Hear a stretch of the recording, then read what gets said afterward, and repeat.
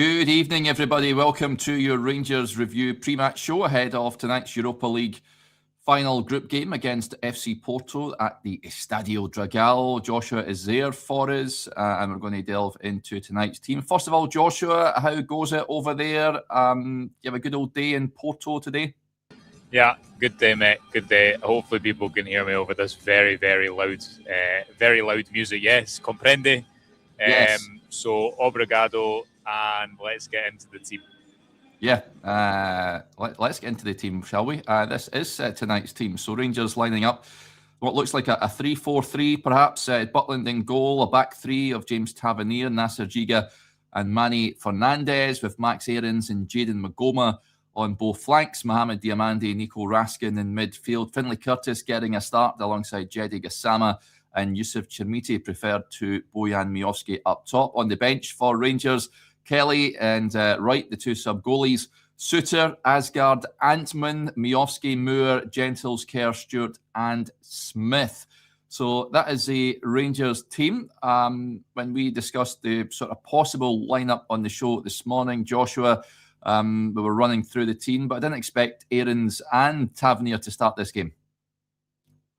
Yes, you've come to me just as the PA is shouting down the microphone, Derek. So we can hear you loud and clear. So still hear me? Good. Okay. Yeah, we can hear you loud and clear.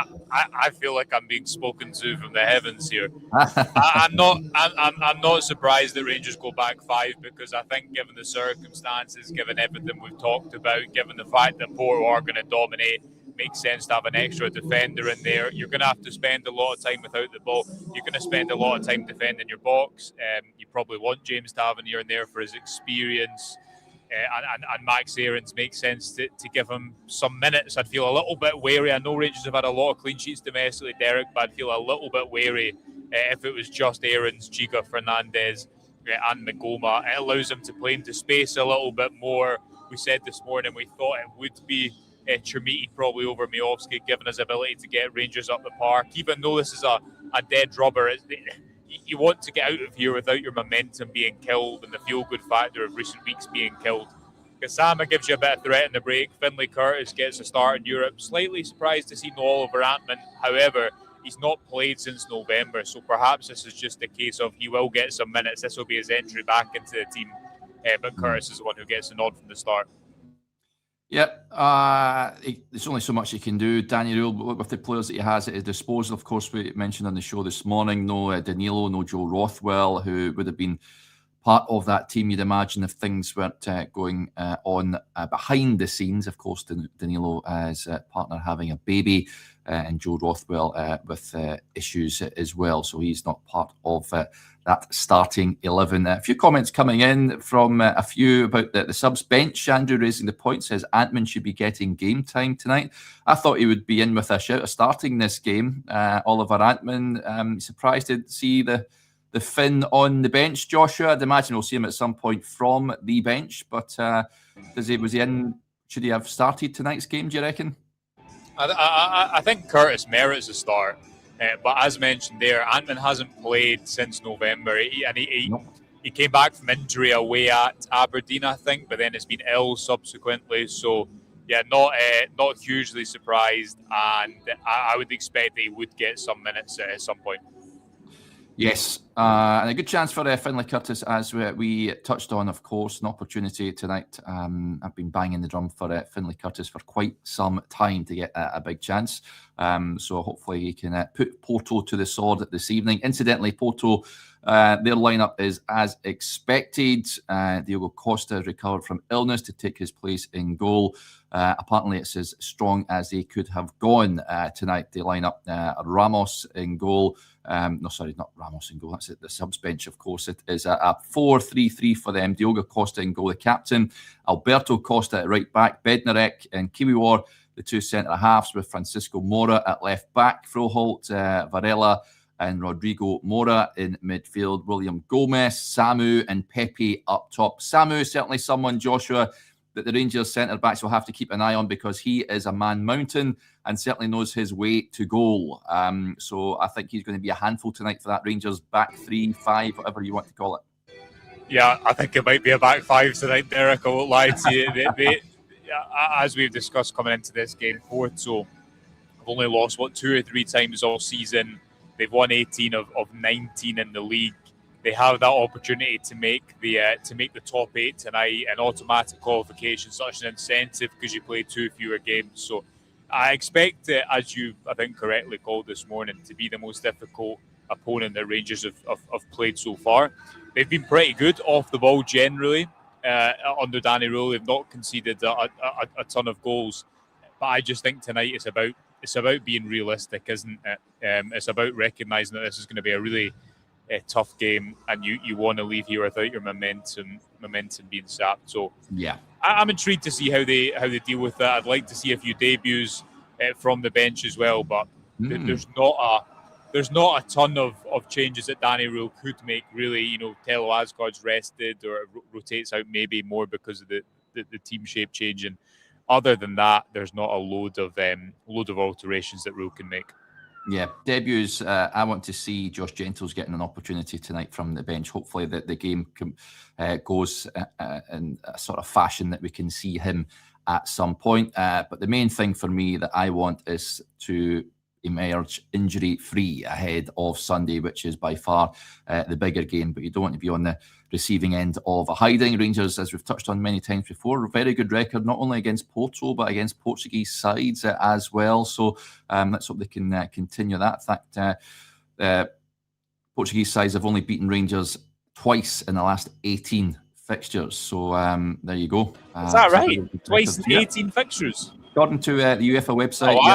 I'm not. I take back all my pessimism from this morning. Then that's very encouraging. Yeah. Strong opponent tonight, though, isn't it? I predicted a defeat on the show earlier. I've not changed my mind, but I do think that going for that back 5, trying to soak up a bit of pressure, Trimiti to try and get you up the pitch, I think it's all pretty rational, and Rule is working with what he has. Yeah, he absolutely is, of course. So, yeah, that is the team. Incidentally, Rangers and Porto have met 7 times before, I believe, and Porto's only victory coming back in the 80s. So, there you go. Rangers have got a good record against Porto, certainly of late. So, let's hope that can be maintained tonight. But as you quite rightly pointed out, it is a tough task for this Rangers team. Easily Danny Rule's toughest test since taking the reins at Ibrox. So, yeah, good luck to him this evening. He is going to need it, I feel, and need Jack Butland to be on his toes as well. Other than that, just piece of news, of course, sad news that we've seen that Rangers confirmed that a supporter sadly passed away over in Porto. So, condolences to the friends and family of that individual. A Rangers statement said, everyone at Rangers is extremely saddened to have learned of the passing of one of our supporters overnight in Porto from natural causes. The thoughts of everyone at the club are with their family and friends at this incredibly difficult time, and we are liaising with both the Portuguese and British authorities. So, yeah, really sad news that, and hopefully I'm sure they'll be looking down on Rangers tonight, and I'm sure they'll do that fellow proud, that's for sure. But that will do us for now, I think. Joshua, I think we discussed a sort of score prediction earlier on, and we were sort of both in agreement it may be a bit of a narrow defeat for Rangers tonight. Are you sticking with that, or are you changing your tune?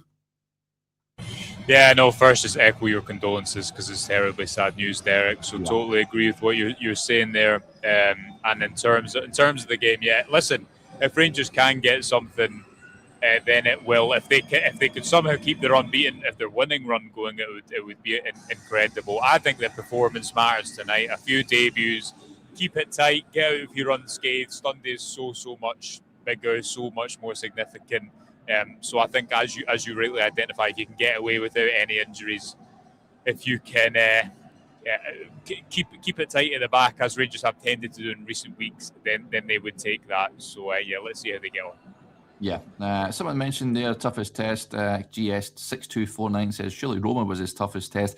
I think there's much of a muchness. I think away from home against Porto, a team that are really flying at the moment, certainly in the Portuguese league, might just edge it But listen, Roma was a difficult test, and I think they will go far in the competition. I predict Porto will go far in the competition as well. So if Rangers can get anything from this game, then it'll be looked upon as a bit of a coup, I reckon. So yeah, roll the sleeves up, chaps, and do your best. And that's all the fans can ask for.